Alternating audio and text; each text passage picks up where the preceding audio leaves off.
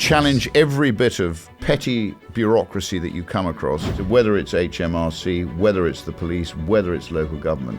Just challenge, don't accept it. In the next 10 years, as I think things continue to deteriorate in this country, there's going to be a process of natural selection whereby those people who are in politics for the wrong reasons, I think are going to be, selected against. People have got to now take an interest. People have got to start to stand up, and people have got to be counted. This is why I keep encouraging people, utilise this act before Parliament starts to crack down on it, because it is a thorn in the side and we're doing work on that. These taxes, again, mean that most of them don't win a seat again next time. Yeah. But the problem is they may have done so much damage by then that we're all going to pick up the tab for it. Exactly.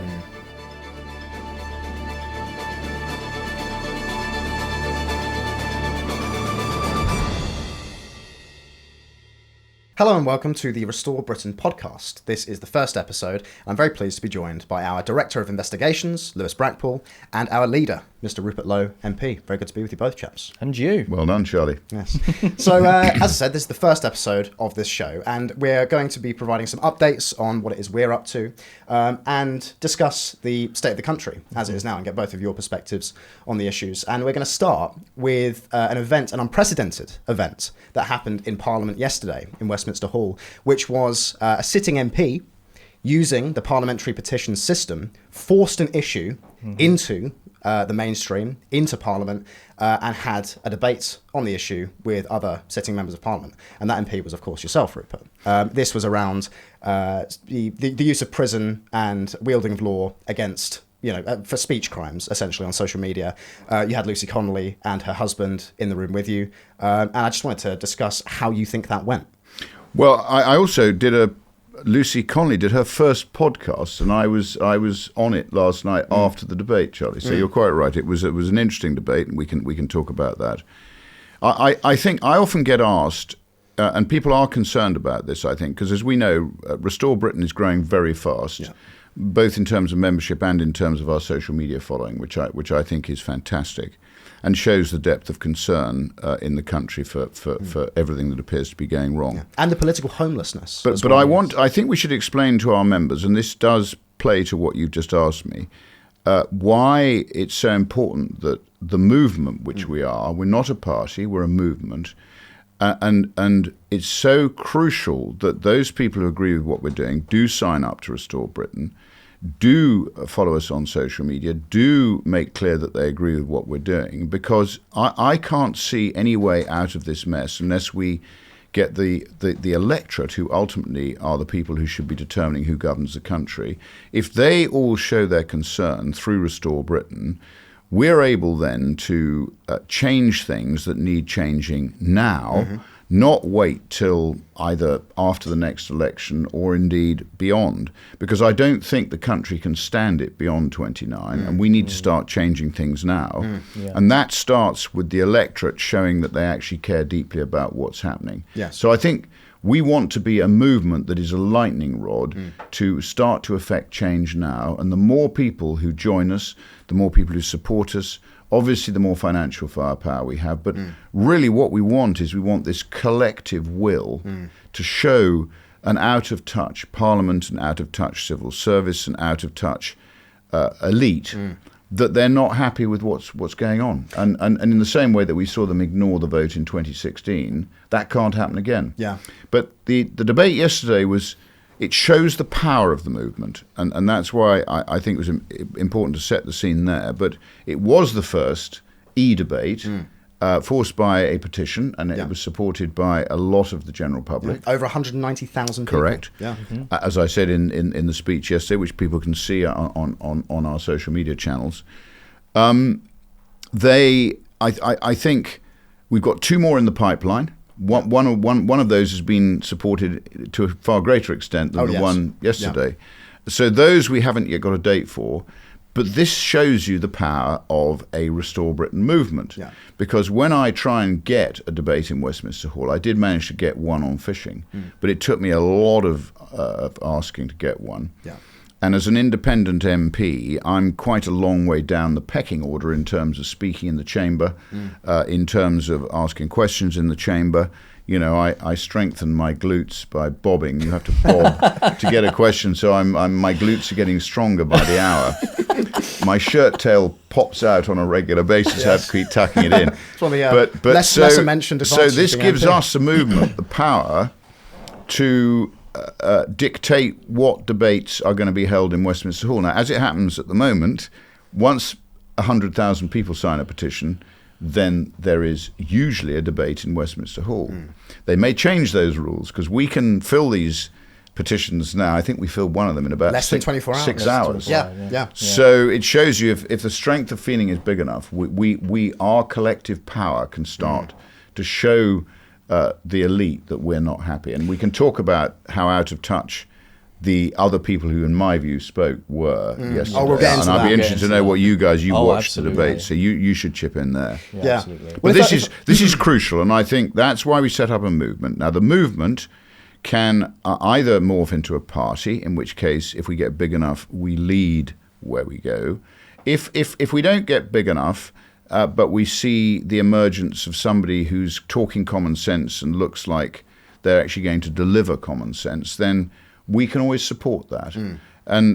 We become, I think, a power for good, and a power to guide what is a now out of control British state to start to serve its people, which is what we want. Well, this is the thing. I think the key principle, like politics 101, is that organisation is power. Organisation is where power comes from, because it's only through a kind of a collective voice, as you say, that people actually listen. Just one person shouting into the void doesn't change anything. But where we have literally a following of hundreds of thousands of people that we can mobilise overnight, or quicker even, it does force these issues into the mainstream, and I don't really see anybody else doing that. We saw those figures yesterday, didn't we? I mean, and you're more of a social media whiz than I am. But at the end of the day, our social media power is now on it's above almost anybody else, and I think we're on a par probably with a lot of the media in terms of our ability to distribute common sense, which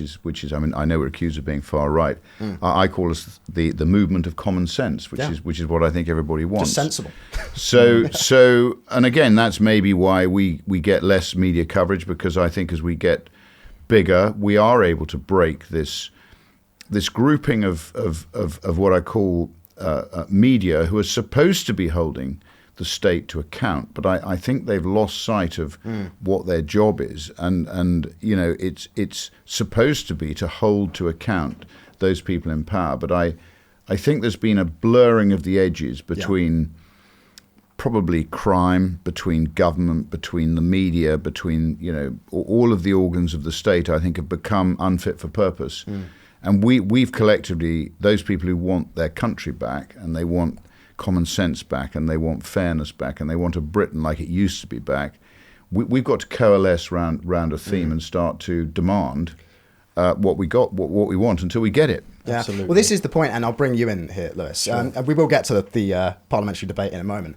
But this is what we're up against. I think people really underestimate the scale, the gravity of the situation that this country is in, because it doesn't, a lot of I think the public think that politics begins and ends with what we, the public, see, what we see in the Commons, what we see on the television. But actually, most of politics takes place behind closed doors. And simply replacing the public-facing element of government with a new set of people is going to change almost nothing, in my view. And actually, all of the institutions in our country, going well beyond the government, like the corporations, the universities, the NGOs, they all walk in lockstep on these issues. It's such a sprawling behemoth that we're up against, and in my view, that does require a far more radical agenda than I think a lot of people are willing to admit. And I think it's truly David versus Goliath, Charlie. It is. And we just got to hope that sling and that stone hit the right spot, and we bring the giant down. Yeah. Because you're so right. And Parliament, having been there now for 18 months, it's a charade just to amuse the people and to provide some drama. The real power, as you say, is held by the permanent secretaries and by the civil service and the organs of the state, so the police, obviously, and you've got the media to some extent. So actually, all of those people are unelected. Whereas the essence of our constitution is that the MPs should be almost like gods. They're elected. They're the elected representatives of the people. But they've been undermined really since the expenses scandal in 2010, where MPs got paid very little and got used to pork barreling their expenses. I think it was a genuinely accepted a culture in those days until it was exposed by the Telegraph. And then what's happened is the MPs have been not only hollowed out by Blair and Cameron's selection policies, which have been based on effectively on quotas rather than merit. So you've got a weak gene pool anyway, and then they've been corralled by all these rules which are implemented by what I call the thought police, which are the people who administer Parliament. And whereas it should be the MPs who are driving the agenda and driving lawmaking and repealing what they don't like, it's actually now just a charade to keep people happy and to make them think there is actually a democracy. Whereas in actual fact, you're right. There's an alliance between, if you like, big corporates, between big government, between the globalists. Yeah. I think it's not anymore the sort of nation state which is driven by the sort of common law and by our constitution. We've been undermined, and I think for anybody to argue with that it's pretty hard to argue with. Yeah, and one of the key principles that has been in the crosshairs of this entity that we're talking about is free speech. And Lewis, I think this is something you've spoken about a great deal in the past. The way in which free speech has been, it just doesn't exist in Britain anymore. And this was, of course, the topic of the debate yesterday. Absolutely. Yeah, with regarding that, obviously we were watching that very closely yesterday and done a superb job, if I may say so. But what I find so not necessarily shocking, but unsurprising, is the opposition using these talking points and particular arguments to bolster their view. And it's free speech is free speech without consequences. You hear that a lot. Or, I always use the analogy of these guys don't understand between law and, let's say, a private establishment. If you walk into a pub, for example, and you're getting rowdy and you're enacting, just acting the fool, and the pub owner says, enough's enough, calm down, and then throws you out the pub. It is not the same as being put in prison for 2 years for saying something that you may regret later on down the line. In Lucy Connolly's case, was within 3 hours and then thrown in a cell. And so these guys, it's almost shocking to hear these sorts of arguments from the opposition when they use things like free speech but without consequences. But they don't understand the difference between private and law. Yeah, but if I can come in there, Zoe Franklin, who was one of the Lib Dem MPs who was in the chamber with you yesterday, said, and I quote, "Freedom of speech is a vital right, but it must end where harm to another begins." And this is as you say, Lewis, this is the line that's taken by a great many of our elites, people who subscribe to the state ideology of, sort of ultra-liberalism. But what does that even mean? Who is it that defines where harm to another begins? Because under our law, under Hermer and the law which Lucy Connolly was prosecuted under, which was the Public Order Act 1986, it's up to him. It's up to Hermer to decide what constitutes, harm to another. And this is a guy who is, notoriously, radically, he's essentially a Marxist, this guy. Yes.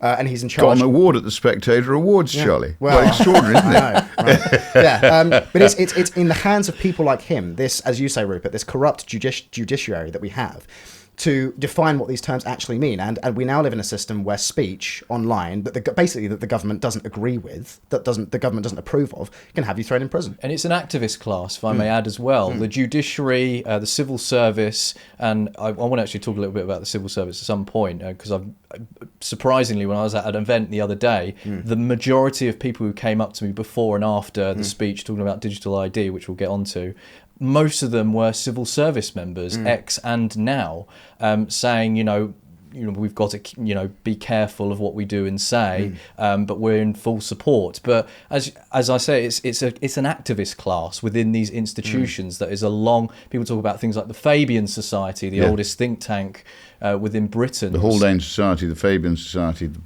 all of these it's guys. Basically Gramscian communism. Exactly. That's effectively what that's the prevailing ideology. Exactly. Even if they're not honest about it. But I think in terms of Lucy Connolly, Yes. what is so interesting about that is I think the state, and we can talk about whether the state's now an honest entity or a dishonest entity in a minute, but I think in the case of Lucy Connolly, and I there's a film I love called Breaker Morant, which is involves South Africa.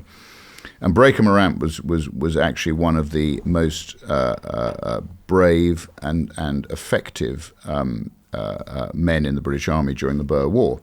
But when it came to the Boer War being settled, because he'd been so successful, he ended up in the wrong place at the wrong time. And he actually ended up being shot by the British Army as part of the peace process with the Boers. And I think with Lucy Connolly, what we saw was a situation where after those dreadful Southport killings, where the government again was very opaque about making announcements to exactly what happened, still are. There was a genuine, and I think it was a spontaneous concern amongst the British people, that this post-war experiment with multiculturalism, which is, we've heard people like Enoch Powell talking about, and actually he, I think, in the end will be proved right with some of the some of the forecasts in a lot of his made. predictions, he was radically underestimating I agree. Yes. I the agree. scale of the problem. Yes. But I think the imperative for the state, when they saw this spontaneous reaction, which in my view is quite justified, because we've got obviously these migrant hotels now, which are settling fighting age young men across the country in different communities. They have a completely different culture, a different view of women, and they are a threat to our high trust society, which has served us all so well for very long. But the state realized, oh my goodness, we've got a potential problem here. It could get out of control. What we have to do, and I think Starmer, in my view, drove this, we have to clamp down and we have to make an example, a bit like Breaker Morant, of various people who we think need to be held up to the camera as examples of what happens to you if you actually allow your concerns to bubble over. And actually, if you read what Lucy Connolly said, I don't think it's that bad myself. I mean, obviously it was ill-advised to say it. I think in the heat of the moment, as you quite rightly say, she posted it. I mean, several 100,000 people saw it. And at the end of the day, she then deleted it when she thought better of it, which I think that's sort of almost a bit like a crime passionnel, the passionate crime. It's something you do in the heat of the moment, and then you realize that you've got it wrong and you correct it, which is what she did. I think her error was she pleaded guilty. She used legal aid, and I would say to everybody, and I know people don't have a lot of money, but if you haven't got a lot of money, be very wary of using legal aid, particularly when I think they encouraged Lucy Connolly to plead guilty to a crime which was more serious than she'd actually committed. And I suspect that they played their part in representing the state rather necessarily than their client. Correct. So I would always advise people to take private advice when you come up against the state with these issues. Because Lucy should never have, in my view, pleaded guilty. Once you've pleaded guilty, then you are in the system, and the system has to treat you as if you are guilty. Yes. Because you've actually pleaded guilty. So therefore the sentencing is all set down by this backbench book, which is a sort of guidance book, which is woke, which has gone completely out of control. And to your point about the judiciary, I mean, I actually wonder very often, as a 68-year-old pensioner, I wonder, has Britain become criminal? I mean, I watch crime going unpunished, and then I watch Lucy Connolly ending up in prison, and I watch illegal migrants, illegal meaning illegal, coming here and being paid for by the British taxpayer. I watch the procurement under the asylum-seeking contracts with companies like Serco and Mears, which clearly embed within them huge profits for these companies. Does that involve sticky fingers? I mean, is the state now such a big part of GDP that actually the way a lot of these people make money is by pork barreling on the back of procurement contracts? I mean, when you've got private businesses who are interfacing, we're all trying to do the best for ourselves and our families and our companies and our employees. when you've got a state enterprise, as the communists proved, Yeah. the whole thing becomes dishonest. And I always think the qualification for surviving in communist Russia was you had to be an extremely good liar. Indeed. Yeah. Well, I think Britain is slightly becoming that, like that, and I don't want to live in a country like that. Yeah. Well, I want to live in a country where you say, where you both agree, we should have free speech. And that does, and I put an Orwell quote in that speech yesterday, because George Orwell, again, old Etonian, very clever, prescient, a lot of what he said has come right. And himself a lefty, by the But way. Himself a a socialist. lefty. Yeah. But he understood the importance of free speech, and he understood the importance of being able to upset and offend in a debate. And being one of four boys myself, we used to have frank debate. But, you know, we never had a fight. We ended up going to the pub together, and that's how you get at the That's truth. part of our generation. It's what it should be. Even as a millennial, I remember growing up, you know, in my early 20s, which 10 years ago now. But, you know, during that period, it was very much, if you disagreed on politics, you would just hash it out in the pub and then say, do you want another drink? And then that's how it always But you're not going to agree on everything. Yeah. are you? You're not going to agree And with I've got to say, coming into this as a Zoomer, as a Gen Z, that culture doesn't really exist anymore. I've actually experienced this myself, where political disagreements are existential for people. If you disagree with me politically, it means that you're evil, and I can't associate with you anymore. It's this the has happened in my own hostility life. now. Of Which the is bizarre. environment. Which It is is. bizarre, Charlie, because I actually don't like what Jeremy Corbyn stands for, but as a human being, he's a perfectly approachable chap, and we can have a laugh together. And he does actually believe in something as well. You know, I told him the other day, he was in the tea room, and I had a laugh with him. I said, I saw you stirring up a bit of trouble in Birmingham on social media yesterday, Jeremy. You know, when he was up there with Ayub Khan. Yeah. So, and you know, we same with the Muslim independents who sit up on the back with me, Rosie Duffield. You know, they don't agree with me politically, but I think Rosie Duffield's a very nice person. I mean, some of the Muslim MPs I get on very well with. Well, they signed the letter on digital ID. Before, indeed, well, like we signed Richard Tice's EDMs Greens. and stuff, and the Greens. If we agree with it, we sign it. But, you know, before I speak, I go, right, lads, you're not going to like this, but I'm going to say it anyway. So shut up. Okay? So we all get along fine. We don't agree with each other, and that's how Parliament should be. Parliament should be, it should be a cauldron of debate, Yes. not agreement. Yes. You don't want what I call sort of just an easy path. Any sort of easy path you've got to be suspicious of. As my grandfather said, if something sounds too good to be true, it probably is. Yeah. And this is the thing, by the way. I would really encourage everybody listening to go and watch the debate in Westminster Hall yesterday on the petition, because it is just an insight into. I mean, it's quite dry, because a lot of the people who were in there, the other MPs, you mentioned Orwell. They were engaging on what Orwell would have called duck speak, which is just kind of quack, quack, quack, quack, quack, like parroting state lines on these issues. Whether it was, as I said, Franklin saying that freedom of speech is vital until it offends somebody, and that sentiment was reflected in a lot of what they said. I couldn't agree more, Charlie. I an just insight into thought how we're run. this just shows you how out of touch these people are with the concerns of the British people. Yeah.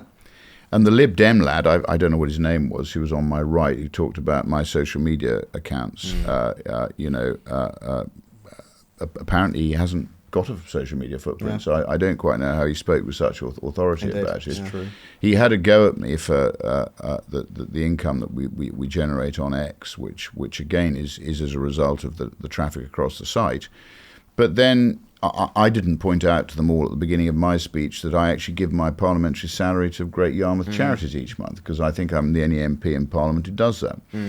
I mean, some of the stuff they came up with, I think, just showed people how out of touch they are, how unfit they are to be actually determining the future of the country. You're so right, though, by the way, where you said that last year, particularly during the riots, Hermer and co. sought to make examples of people like Lucy Connolly, because in that period, I think there were 44 prosecutions for, quote, stirring up racial hatred under the Public Order Act 1986, which is a charge that I think in the previous years had been levelled towards people at most kind of 20 times in 1 year.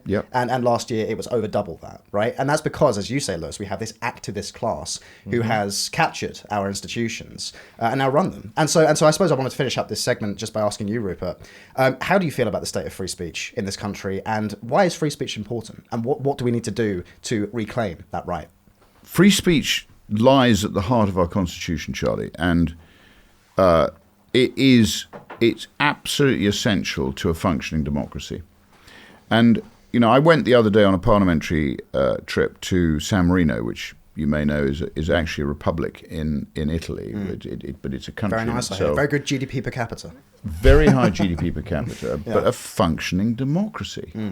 And guess what? They actually elect 2 leaders, not 1, because they don't trust one to get it right. So there are 2 of them. So they actually work together every 6 months.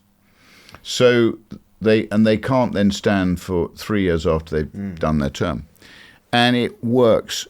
You've got a society where the interests of the 35,000 people of San Marino are put at the top of the agenda. Nice. Wealth is wealth, the family, all the key things that we believe in, including free speech. Yeah. And their motto is libertas, freedom. So they actually respect, and I really thought they were an example. And I actually told them in Parliament, it's great to see a functioning democracy because the mother of all parliaments has lost her way. Yes, quite. So I think, to your point, it's at the centre of everything, free speech. And we will end up as a lesser country if we allow free speech to be undermined in any way. Right, I'd like to open up this segment about our whistleblowers and investigations unit. We've decided, for when we started Restore Britain, and I was very kindly brought onto the team by you guys, and it's an absolute privilege to work for you. We set up a very tightly knit unit that we are taking concerns from the public, along with people within government departments and, of course, the public and private sector. And I wanted to open by saying that we have set up this unit via our website. So if you go onto the Restore Britain website, you can find our Whistleblowers Pack, which we've carefully put together to make sure that it protects primarily yourself as a whistleblower or anyone that decides to push us in the correct direction for such as freedom of information requests and suggestions on where we should be looking, because the Freedom of Information Act is one of the most powerful tools that we can utilize to not just embarrass the government, of course, but to hold them to account. But for this section as well, I wanted to go through some of our investigations and some stuff that we have been uncovering, particularly 3. And just to say as well, I want to remind people, please go to our website and have a look at our Whistleblowers Pack, because it's incredibly important.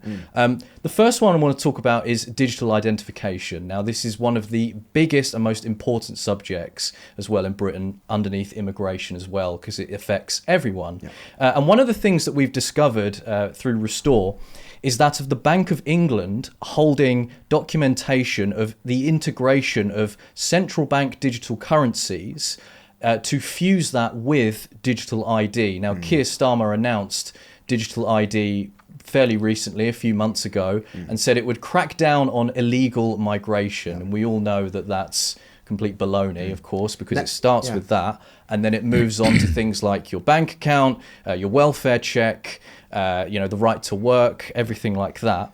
And when we put in a freedom of information assault on the Bank of England and various departments, we found that there was actually documentations that they are refusing to disclose, but say that they hold.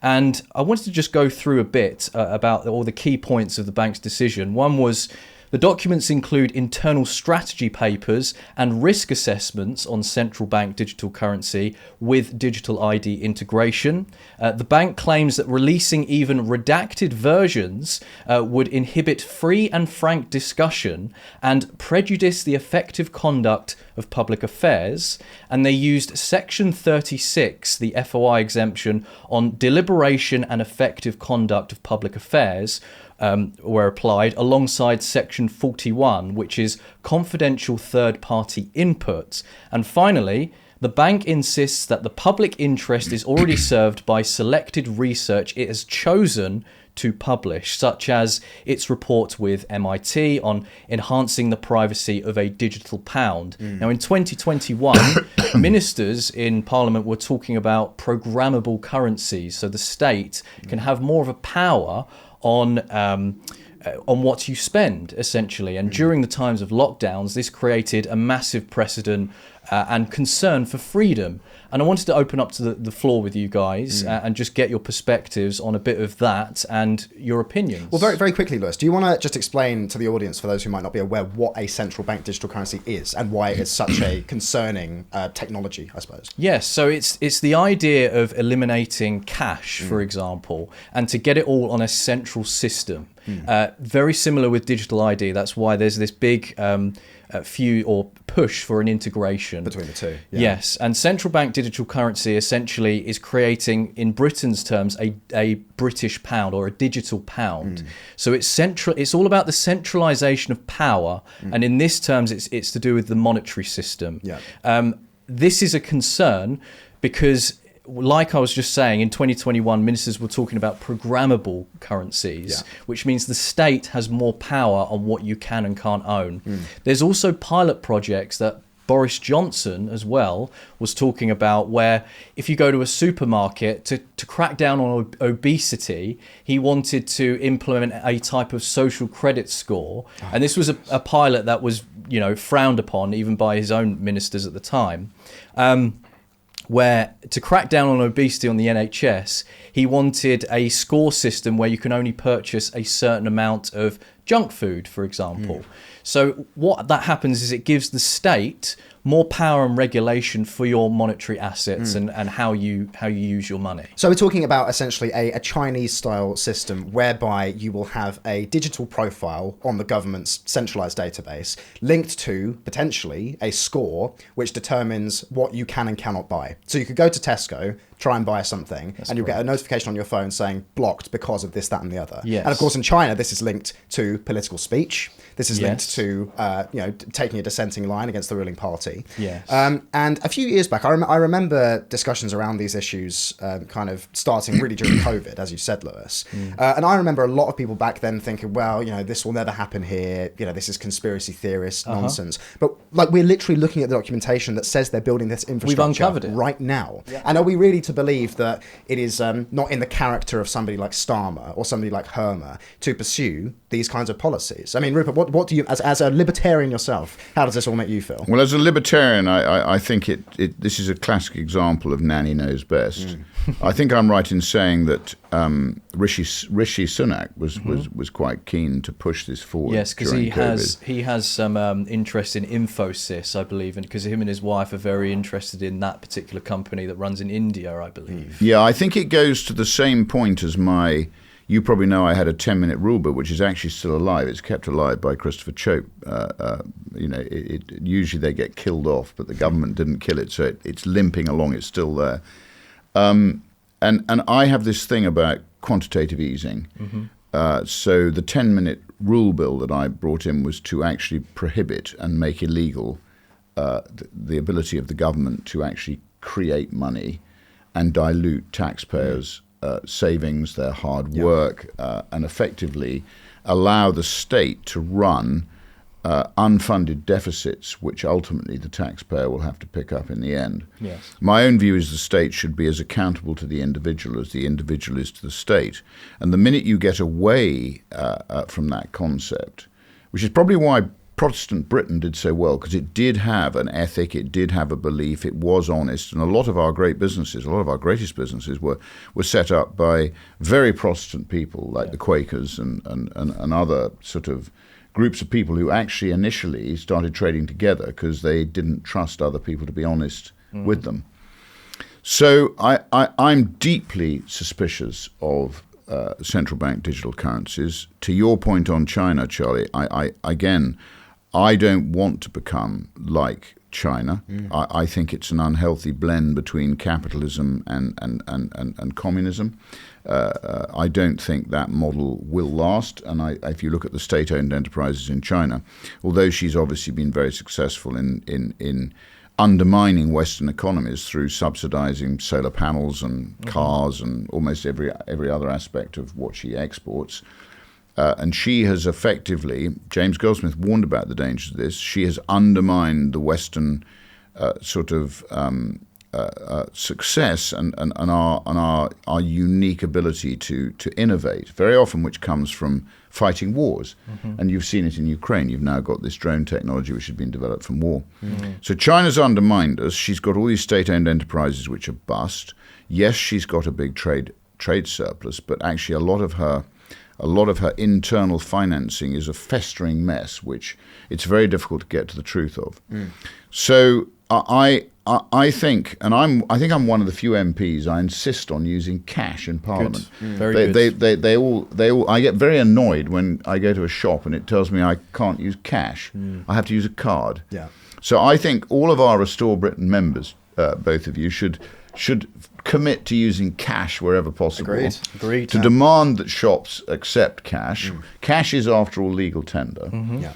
And the one thing about cash is you can't be browbeaten into effectively being told you've taken too many holidays, or you've smoked too many cigarettes, or you've had too many pints of beer, or you've eaten too many sugary foods, Or you've said a naughty thing on the internet. Or you've said a naughty thing on the internet. Exactly. Yeah. And you're quite right. So what happens is not only that. So if you link bank accounts to this central bank digital currency, where you would effectively have you'd have an entry in a journal within the central bank's digital currency, and if they didn't like what you were doing, they could block your bank account. Exactly. And we saw that in Canada, where Trudeau blocked. If you remember the people who supported the truckers, they actually had their accounts blocked, and they had money taken out of their accounts. Unbelievable. I think, again, HMRC, another of my bugbears, it's the most inefficient department of government. It's basically running a monopoly. It's bullying people. It is effectively hitting people with all sorts of demands that are incorrect. It's very difficult to get hold of them. They don't answer the telephone. They are brutes. And ultimately, I think they show me that the state should be wearing a mask and calling itself Dick Turpin, because it has actually become the enemy of the honest, decent, tax-paying British people. Because the state's become too big, it's become too greedy, it's basically crowding out the private sector.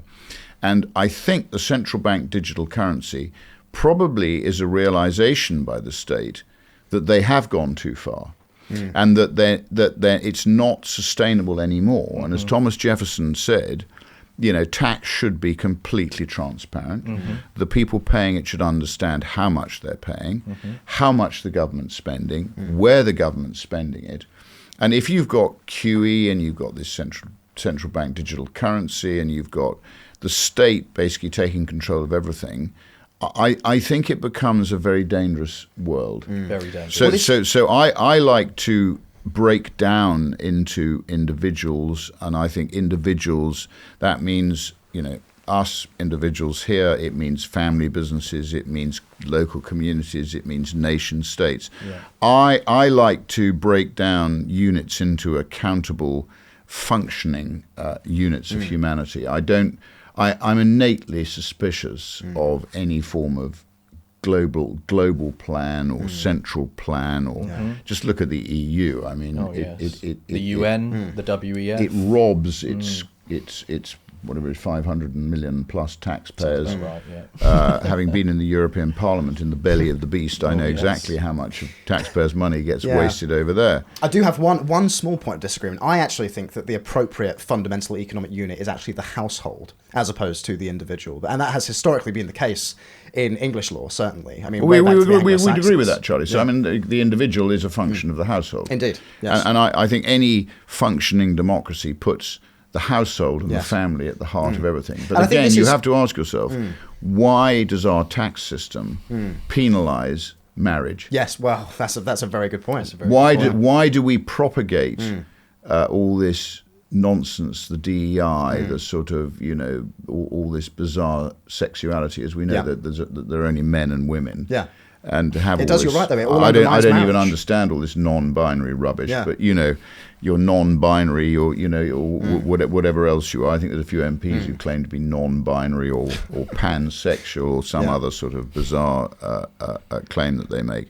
So I'm not interested in all that rubbish. I think what we should be doing is putting the family and the household at the centre. Marriage is obviously a very important function and part of that. Well, it's the foundation of the household. And children definitely respond better to a mum and a dad. And a stable household in which they get brought up in. Yes. They tend to function better, they concentrate better, and in the end they have a much happier life. Well, this is so and that key. should be, isn't that what we should all be aiming for? One would think, I mean, and this is the thing, agree. I think digital ID is such a naked expression of the contempt that the British state has for the British people now, because it shows people like they don't trust you, they don't have your best interests at heart, they're actually more interested in sticking their tendrils into every little aspect of your life, fiddling with it, making it so you can't do this, can't do that, they have to tell you to do this. And I think but this goes to Lewis's point about central bank digital currencies. So what they do is they first of all they regulate. So I was reading an article today, the FCA has grown like a weed. What does it actually do? It's killed London as a financial centre. It's actually destroyed wealth. Then they license, and they basically create a sort of an administrative web that means nobody can move without the state's approval. And it's almost a microcosm of a central bank digital currency, because if Lewis is a bad boy, what happens? He doesn't get his license, or he gets his license taken away, or the regulator knocks on his door and says you're a bad boy. And so your livelihood's taken away from you in that way. So all that the central bank digital currency really is the ultimate weapon with which the state can bully its constituent, bully and oppress its constituent. And so we've seen, Lewis, if I'm not mistaken, pilot schemes, essentially infrastructure rolled out on our dime in countries like Bosnia and Georgia. This is one of your investigations. I don't know if you want to Yes, go into that. that's another thing we've uncovered to add to our investigations into digital ID, is that £3.8 million of taxpayers' money has been funding digital ID infrastructure over in Bosnia and Herzegovina and Georgia, and that's on our dime via the UN programs. And that's another bit of reports that we managed to get from the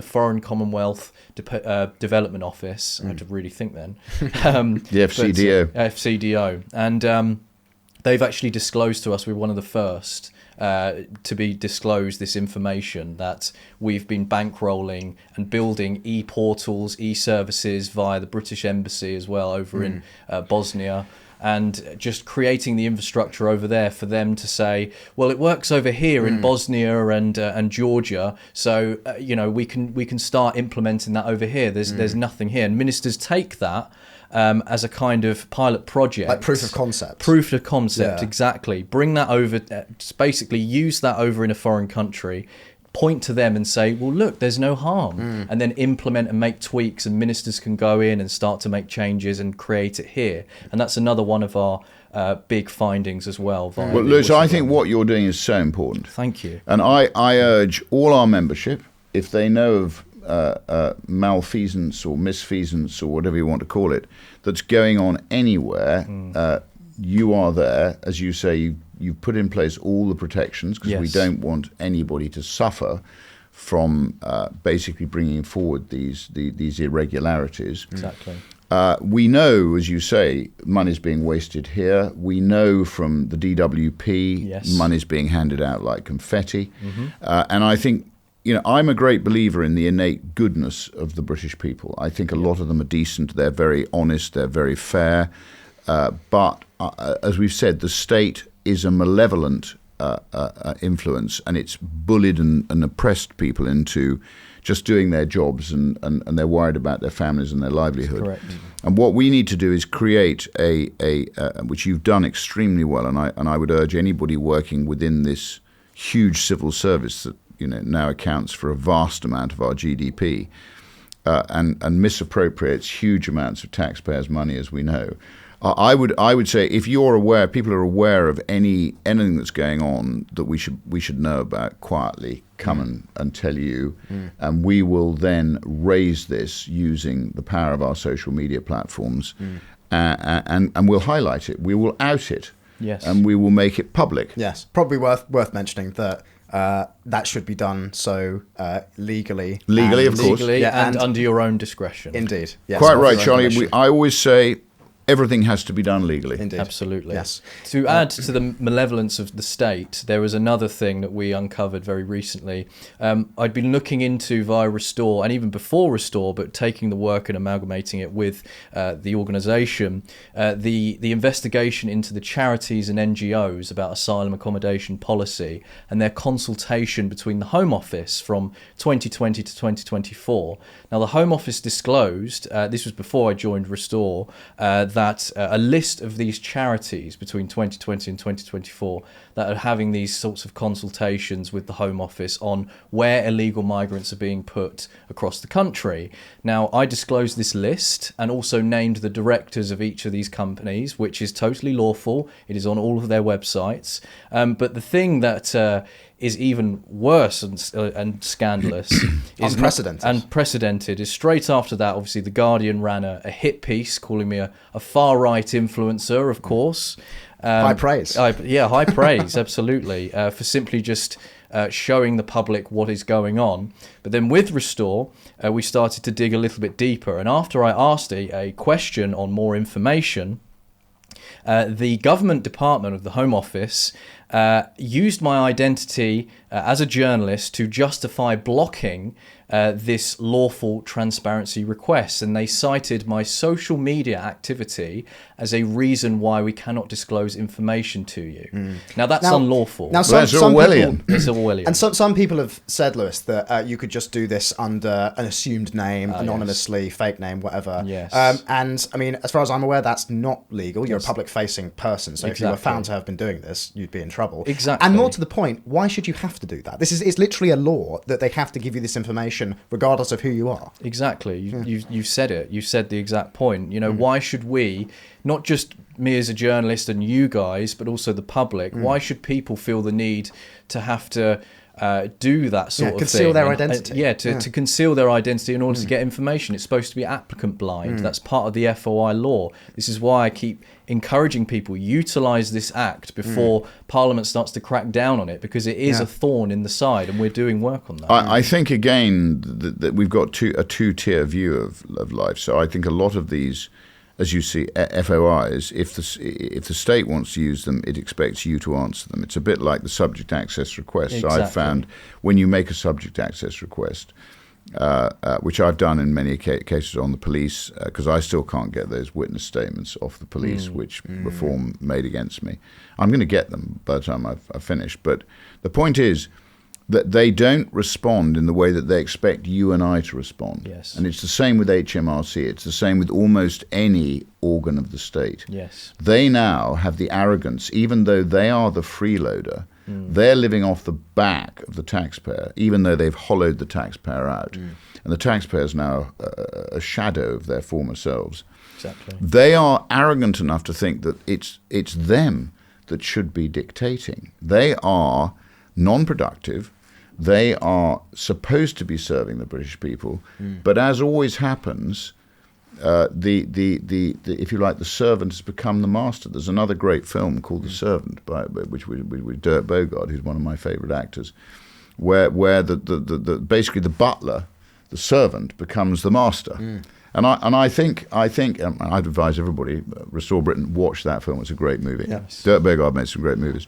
But so at the end of the day, that is what happens if people take their eye off the ball. They don't start to challenge the way in which they're governed. They have too good a life, and they end up being basically brought to the boil rather than being chucked into boiling water. And I think that's where we are. Well, I think this is such a crucial point. This is one I've tried to make numerous times recently. And this very much links in with the work that you do, Lewis, is I think there's a temptation on our side of things to just blame the government, blame the elites, blame everybody but oneself for the condition of our country. But actually what I've been saying to people is, no, it's us. It's our fault. It's the English's fault. It's the British people's fault that we've allowed things to get to the stage, get to the state, in fact, that they're in. And I do think that until people, and I'm not a believer in a kind of, sort of, Restore Britain is a mass movement, of course, but we're also an tightly organised movement, and we deploy and mobilise our membership towards specific goals. But a decentralised, an undirected uprising is just not a realistic way of, creating change in the country. But credit to you, Gen Zs, Charlie, because you do care. Yeah, of course, and I would say the fastest growing support base that we've got are the Gen Zs, who are... Well, we're looking at the state of the country. We're looking at the prospects which that is this country incredible, offers, given which is so the important. wokery and the brainwashing that you've had to put up with. I mean, whether we're going to stray into climate change, another of my favourites. Oh yes. Whether we're going to go in there, which is just another excuse to tax people. Yeah. There's And centralised control. There's actually no proof that climate change is a reality. Yes. I can't prove it. You can't disprove it.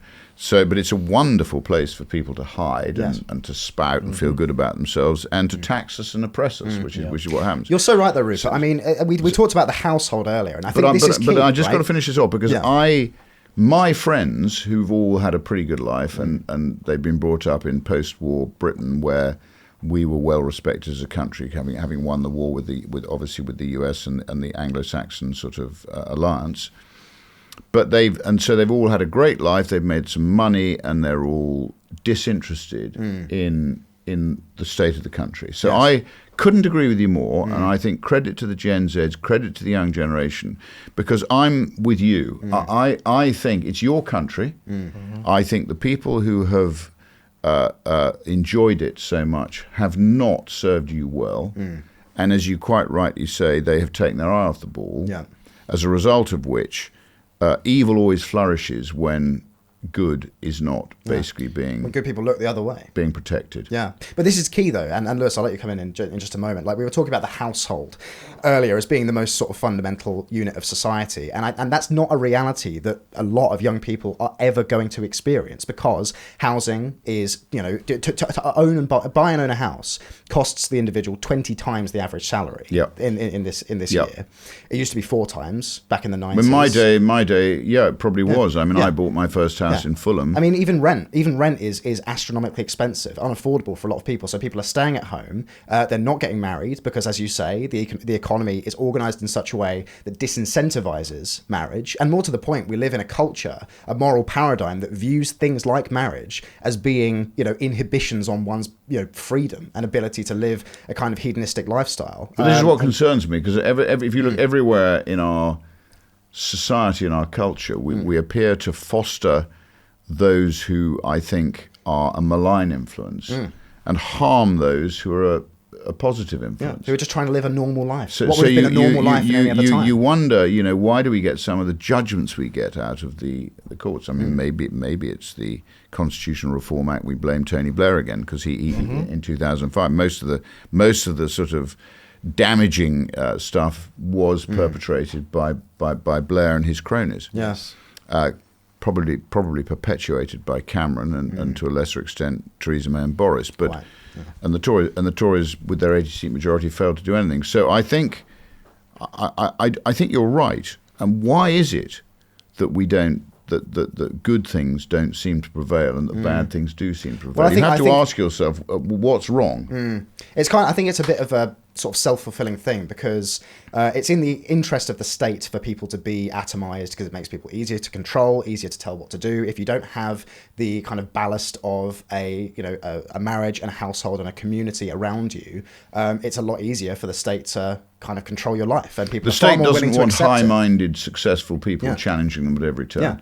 Which is what I would urge all of our membership to do. But on the other side of challenge every bit of petty bureaucracy that you come across. Challenge every bit of national national lunacy you come across. So whether it's HMRC, whether it's the police, whether it's local government, just challenge. Don't accept it. Yeah, but the other side of this is the way in which we, the British, have enjoyed the kind of poisonous fruits of modernity. We've enjoyed living these kinds of the lifestyles that don't prioritize things like marriage and like building a household and contributing to your community. It's very individualistic, very self-centered kind of culture that we have, in my view. And so where we've been enjoying that and looking the other way, whilst the state, increasingly, intervenes in our lives and expands its power, I think we are also the culprits. It's a two-way thing. And so I think, as you say, it is the responsibility of people who feel strongly enough about this, who are not going to sit by and watch their country go to the dogs, as it is right now, to actually stand up and do something about that. Joining Restore Britain's a pretty good way of doing that. Yeah. Lewis. I agree. I was going to say, it must be quite depressing, and there's stats saying that Gen Z are becoming the most radical of all of the generations, and I can understand why. I mean, you must feel totally robbed, because I can remember, even as a millennial, I mean, I was 6 when the 90s ended, and I remember as a teenager the early 2000s, and that was on the cusp of, gosh, I remember even the coalition between, Cameron and Clegg, and even Gordon Brown. And, that's when things started to really, well, obviously it was Tony Blair, of course, but accelerated during the mid to end 2000s. And, even growing up as a teenager, I can remember even politics wasn't really a subject. It was the boring, pushed to the back topic, at the time. But of course, for you guys, it's been pushed, and you've been pushed into a corner where you have to speak about politics, and it's a hostile environment. Whereas I remember growing up, it wasn't a hostile topic, because the subjects surrounding politics was all to do with the economy, and that was essentially it. Immigration was still a very taboo topic, even during my early lifetime. Well, immigration only really started after Blair, so it started up till Thatcher. Even John Major, who I prefer to forget about John Major, short period in office. He should never have won that election in '92, but he did. We should have had Neil Kinnock, and then they probably never had another Labour government ever. Nice. But so immigration was totally stable, plus or minus 50,000 up until Blair.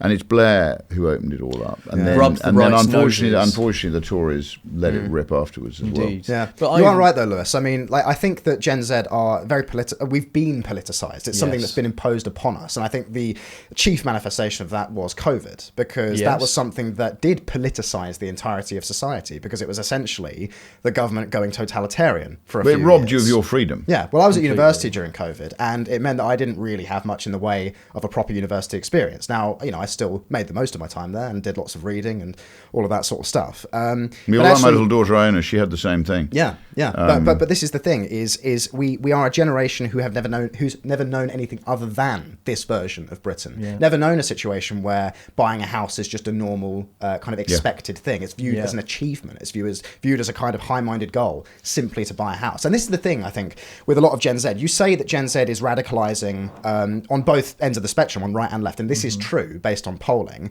and I certainly feel the pull of that myself. But actually, the desires of most young people are not really any different to the desires of any previous generation. Exactly. It is to have a job that feels rewarding, that pays well, that you're not excessively taxed for at the end of the day. It's the conditions that you've been put in that has radicalised it. Yeah, exactly. But it's not like we're after some kind of utopian kind of vision of the future. It's just it's encouraging to think, Charlie, you don't subscribe to the Klaus Schwab.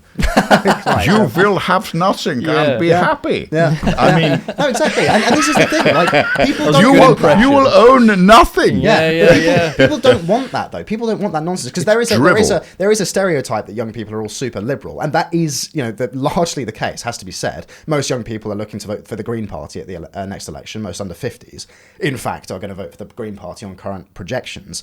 But nevertheless, I do think that is an expression of an appetite for radicalism. That would be a bad era. Yeah, well, it would, of course. But we're looking at the system that has existed certainly for the entirety of my life, and we think, well, what has that delivered for us? We participate in elections as if it actually changes anything, but it doesn't seem to. House prices are continually increasing, wages are going down, taxes are going up, population is increasing. Population's increasing. We go to our town centres and high streets and so on, and for one thing, they're unrecognisable in the demography. You hear languages you don't understand. The shops all look a bit foreign and tacky and weird, and where there's not those kind of foreign shops, everything's just boarded up. There's litter everywhere, there's graffiti everywhere. The graffiti. The architecture is soulless, and it sounds like I'm really coming down on Britain. I love Britain, and it's for that reason that I want to see the country do well and be lifted out of this kind of malaise that it currently finds itself in. But do I see the this radicalization we talk about? Like, do I see the in Parliament, for example, anybody outside of yourself, quite frankly, Rupert, that has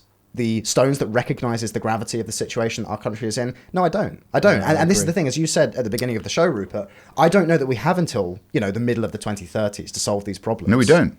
I think that it's so pressing, which is why I think you and I, Lewis, are involved in politics at both relatively young ages. It's because we feel that we have to be, because we're just not going to stand for what's happening to our country. I didn't want to do this. Yeah. I wanted to be in a band. I wanted to make music, house music, and DJ, and just live my materialistic life at the time. But now I've been pushed through politics and found God. So and by the way, Rupert, I get the impression that you are somewhat in the same boat, in that you don't have to be doing this. No, I don't. You don't have to be doing this. I don't have to be doing it. But Exactly. I think I've got 4 children, and I feel a responsibility to try and change for the better.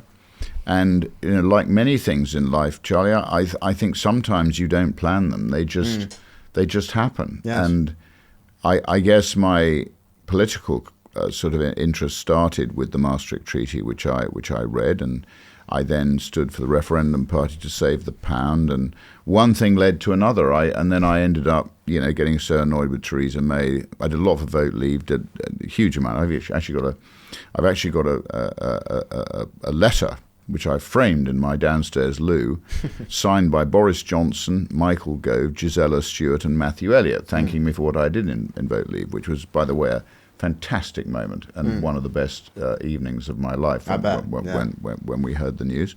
I was busy playing Call of Duty at the time. So we didn't get it. I got elected to, as a Brexit Party MEP. I kept reform going with Tyson Habib when Nigel left to go and make some money. And here I am as an MP, having chosen to go east and fight an election in Great Yarmouth. And Great Yarmouth people are fantastic, by the way. I mean, they're proper people. They're real English people, and they care about the local community, we need more of that. You're quite right. Yes. So look, I mean, that's why I'm doing it. And some of it is because it's just happened, and some of it's because I am quite driven to change the way we govern for the better. Yes. But I do think we've got to do it by 29 collectively. Yeah. Those of us who care about Britain, those of us like you, Lewis, who've given up your band and it never went anywhere, and your bacchanalian lifestyle. That's it. To crusade for England and Britain. We've got to do it by 29. So we haven't got long, which is why the movement was the right decision. Yeah. And what we need now is the public to respond to what people like all of us are doing, sign up in huge numbers and send the message they're not happy, as you say, with what's happening in any aspect of the way in which they're governed. I think the problem with Labour and the Tories is they've put their party and their personal interests at the top of the agenda, not the country. Yeah. Yes. And I know the sort of bizarre guys and women who think that everybody should be equal. Yeah. You should remember what Solzhenitsyn said. I think he said, it's my favourite quote. People are born with different abilities. If they're free, they're not. If they're free, they're not equal, and if they're equal, they're not free. Exactly. I often wonder who Britain's Solzhenitsyn is going to be. Like who's going to be? Well, Solzhenitsyn spent a long time in a gulag, Charlie. Yeah. And now, he was very badly treated by communist Russia. Yeah. Or communist USSR.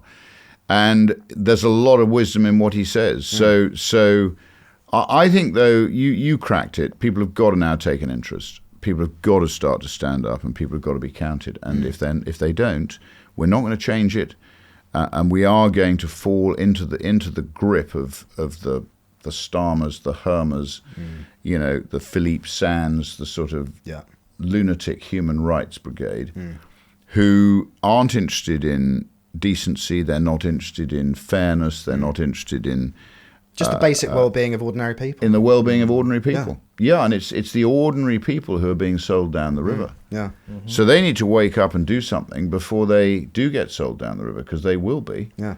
I mean, as you raised it earlier, Lewis, I mean, I think most of the Labour Party are members of the Fabian Society. Yes. We know that Keir Starmer is a member of the Haldane Society, and Yeah. I'd urge everybody to look at the genesis of the Literal Haldane Marxists. Society, which is basically, he is a communist. Yeah. He doesn't... An old Trotskyite, wasn't he? Yes, he is. He's a proper, full-blown... and that's what the Haldane Society basically involves. And I think a lot of it is sort of... It's Pabloist, which, as I said earlier, is a sort of Gramscian collectivism, which is, in my view, almost the antithesis of everything I stand for. Well, it's the antithesis of British identity, in my view. Of course. Yeah. So we've got to stand up. We've got to be the lightning rod. But look, we can't do it on our own. As I say to everybody, one man or one group of people is not going to change this. We've got to get a mass movement that actually shares our view, and we can just be the lightning rod. The centre of gravity. We can become, if you like, the focus for it all. And I think, looking at our social media and the way that's grown, and looking at the power of our social media, if you look at those recent figures, we are landing some punches and we are resonating with people. Well, as you said, I mean, we've got 2 more Westminster Hall debates coming up based on petitions. We don't know when yet. But no, that's true. But that's us mobilising our membership on these issues, and it's basically just.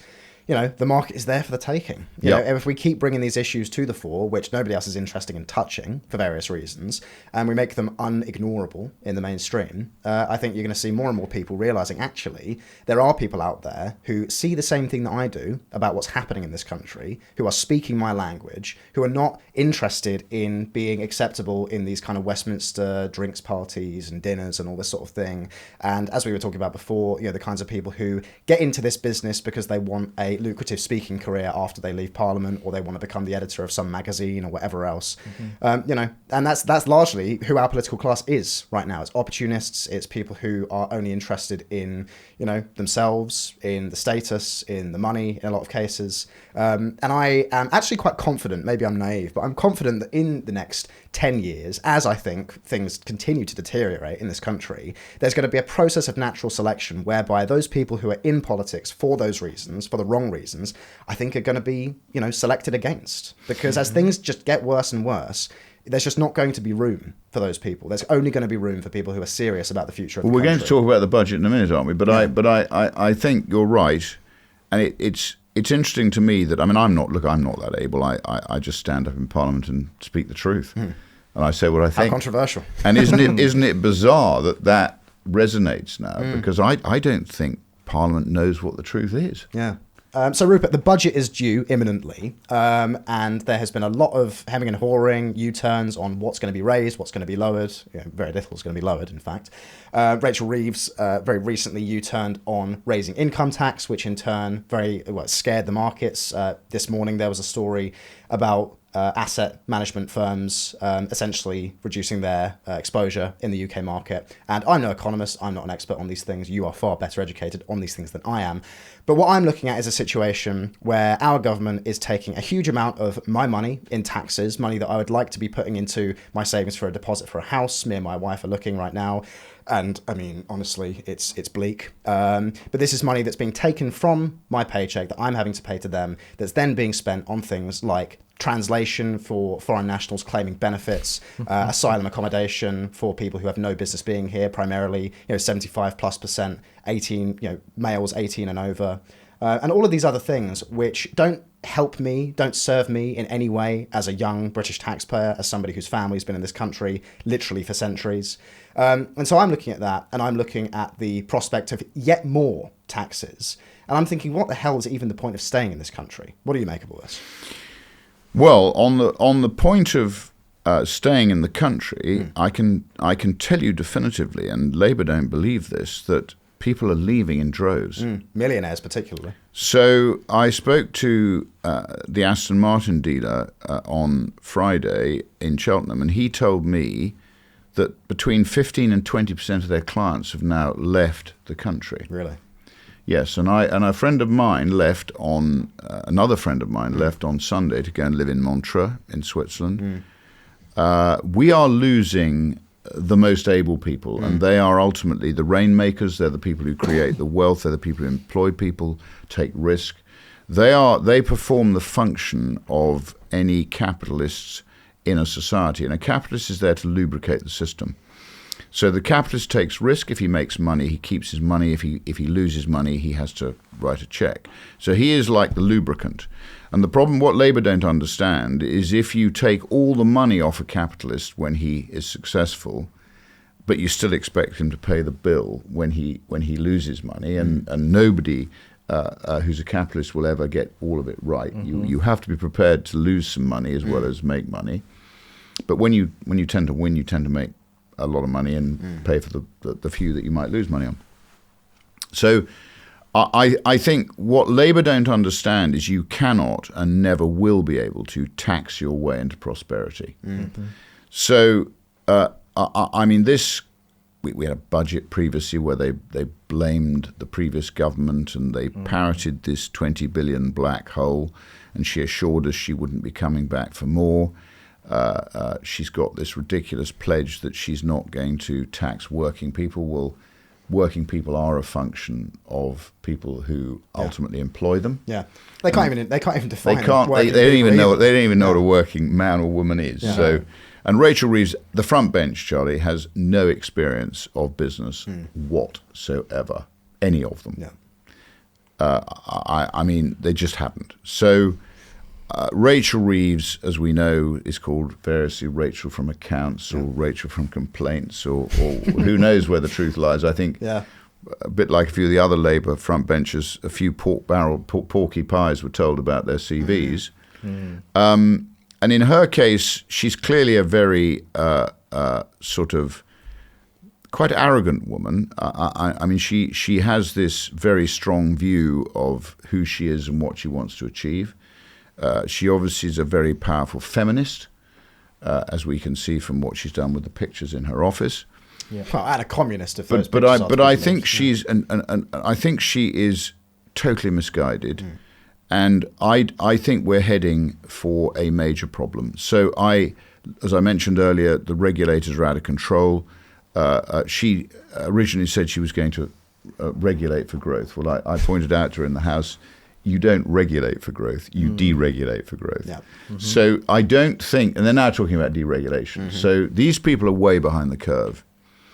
My concern, and obviously all this leaking and discussing and rumor about income tax going up and everything else. As I said earlier, tax should be transparent. It should be very simple. It should basically be collected by a state who is clear about what it needs the money for. To your point, your money should not be taken off you to fund waste or largesse or petty projects which the government, such as climate change or DEI, whatever the government decides is the sort of fashion of the day, you should not have money taken off you to fund that. Yeah, and in addition to this, I mean, we mentioned, I think earlier, that I'm a small business owner, and I therefore have to do my own taxes. And maybe it's because I'm an idiot. That is entirely possible. But I have to pay for an accountant to do my tax return. You do, for me, because the tax code's now 22,000 pages. And think of how much like unproductive economic activity is happening as a result of how complicated our tax system is. It's almost as if that's by design, Charlie. Maybe so, yeah. Because you've got the accountants, you've got the lawyers, you've got a growth of all these professionals.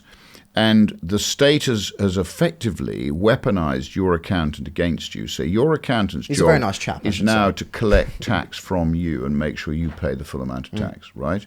That's what they've effectively very cleverly done. You're paying him, but is he working for you or is he working for the state? And I would argue, and the money I pay him. True of my accountant, Lewis's accountant. Yeah, exactly. They've been weaponized against us to collect tax for the state. And I look at mine and I go, hang on. I seem to be I'm paying tax everywhere, and then when I want to relieve a loss, I can't relieve it. Exactly. You tell me I can't. I'm taking all this risk, and I lose money. I can't offset it, but I make money. They take the lot. Yeah. So what's the point in and taking our accountants the risk? And our accountants' income is taxed as well. But this is a very important point. I think what we're seeing now, obviously the state accounts for roughly 50% of GDP, which has never been the case. It's far, far too high. That's sort of communist levels of statism. Yeah. And they say that like it's a good thing, by the way. But of course it's a dreadful thing. So what's happening, I think, is they are increasingly realizing, and the reason she hasn't got the money that she thought she was going to have is because the economy is not growing as she thought it was going to grow. Because as I say, you cannot tax yourself into wealth. Exactly. So the only way we're going to create wealth is to deregulate, is to cut regulation, to cut licensing, to effectively empower the individual and allow people to keep a greater amount of what they earn and create growth. And what but that's what we've got to do. But I can tell you what's happening now. So I've got lots of businesses, and we are seeing. So we saw a carry through, a bit like somebody scoring a try. We saw that the sort of carryover from the previous government and from COVID, from all the money they printed and all the bad decisions they made during COVID and all the waste that they did through bad procurement. Coming through, that kept the economy going, but it's now grinding to a halt. So, and this is an important point. So I think what I'm seeing in our businesses is the economy slowing, orders slowing, the private sector slowing. She's taxed the farmers on the land they own. They're taxing small businesses on business property relief. So what's happening is people are drawing their horns in. And they're quite rightly not investing, because there's no point investing in your farm or your business if, when you die, the government's going to take whatever enhanced value you've put on it. You're also breaking up the backbone of Britain. So you're snapping our backbone, because it means that anybody who owns a farm, and farmers earn very little money, but they have quite a lot of assets. But when they die, they've got to write a check. And they go, oh, well, they've got 10 years to pay it. Well, they can't pay it if they don't earn any money out of it. And none of them have farmed. None of them understand the dynamics of that. Equally, they don't understand the dynamics of small businesses, which are actually the driver for growth in this country. Yeah. So what's going to happen is people are going to say, well, I'm not going to invest in a new piece of plant, because if I die, my children are going to pay 20% tax on the value of that plant, because we don't quite know how they're going to value businesses, whether it's going to be on net asset value, because if we get a falling economy, nothing's going to be selling. So what's the real price of a house, or the real price of any wealth that they currently ascribe a value to? It's very difficult to say. But I think their Achilles heel, Charlie, is the economy. So I see the economy remaining extremely weak. I don't see any growth taking place. I think it's going to be very, very weak, and we're going to see an extremely febrile atmosphere where companies are going to go bust, people are going to be made unemployed. So unemployment is already growing. We are going to lay people off, sadly. We have to. If you don't have the orders, you can't afford to keep people employed.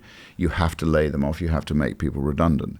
So I actually think this budget, if she thinks she's going to be able to continue to introduce these stealth taxes, which are basically damaging those people who are investing and driving growth, she's just going to further undermine her own position. So I think we're in for a very, very concerning time economically.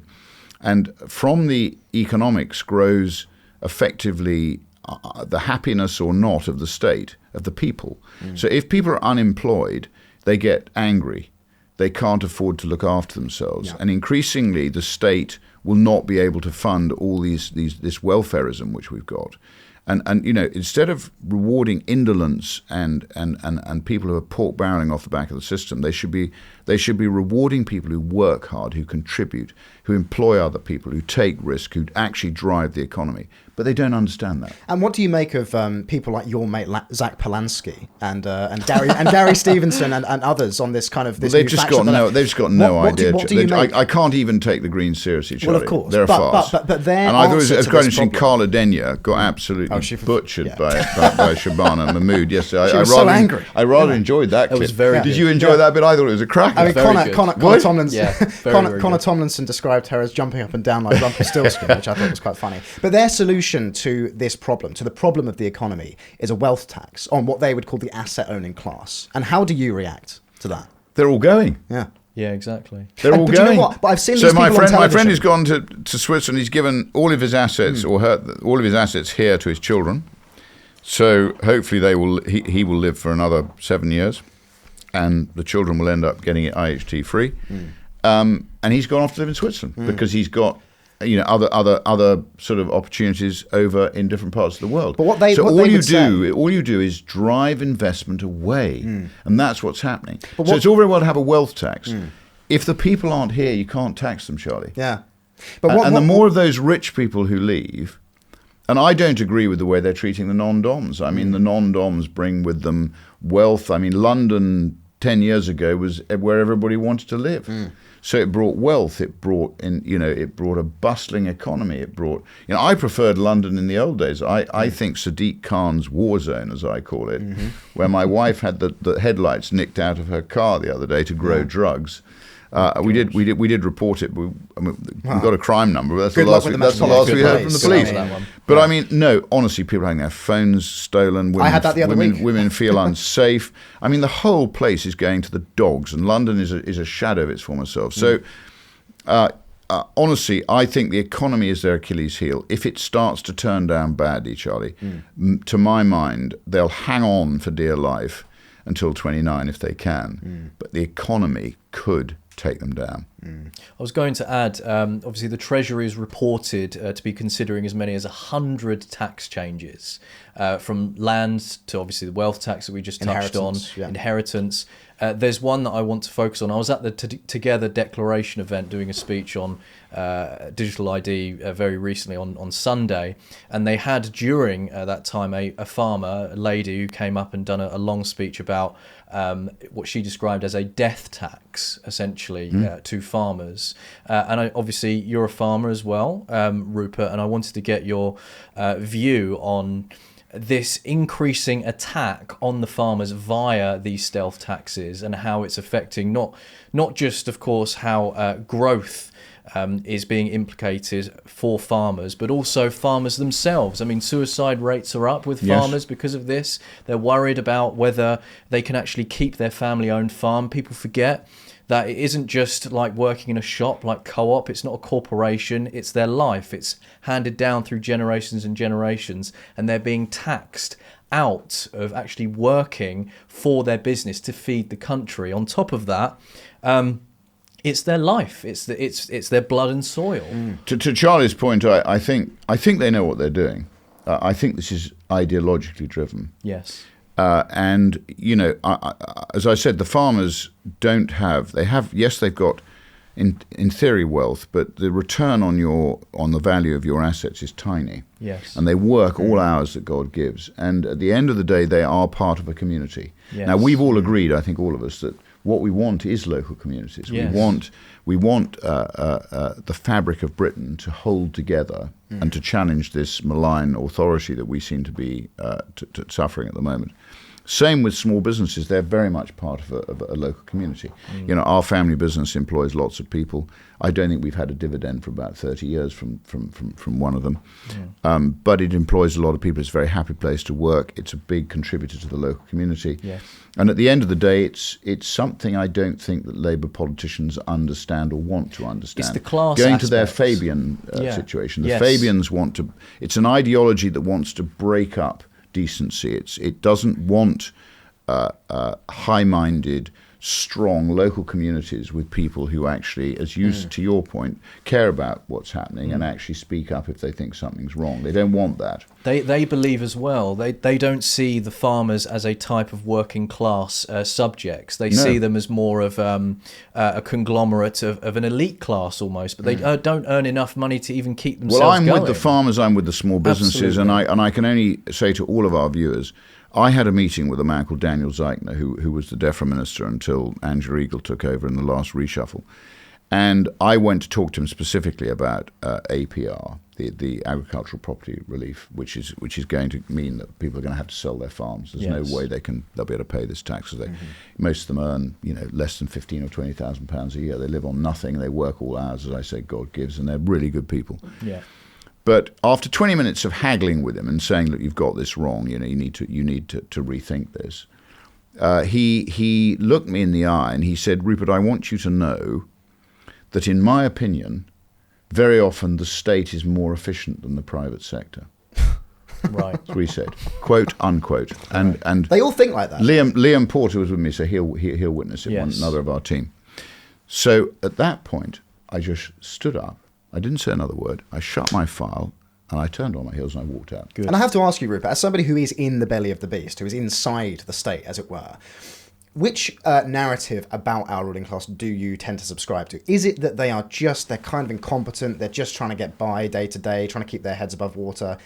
Or is it that they're actively malicious? Is it that they actively do not want to serve the interests of ordinary people in this country? People like farmers, people like young people, people like small business owners. As I said earlier, Charlie, I think they've lost sight of the fact they're supposed to be delivering for the British people, and they put their party and their personal interests ahead of the national interest. Yeah.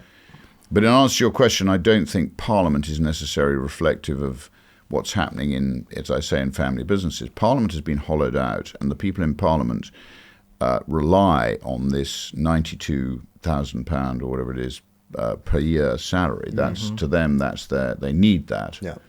And I think in the case of the Labour Party, as I've said, it's ideological. I think it is driven by an ideology that says they want everybody, in Solzhenitsyn's terms, to be equal, which means, to what the discussion we've been having, which means they're not free. Yeah, exactly. Because they're going to have a digital currency. They're going to have a state that basically oppresses them. They're going to have a state that robs them, to your point, that overtaxes them, that isn't accountable to them.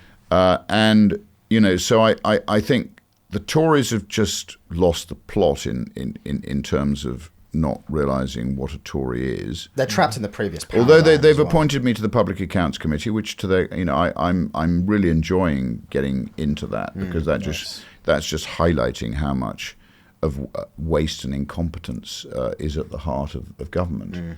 So I think a lot of it's incompetence, but a lot of it's ideological. Yeah. And particularly in the case of the Labour Party.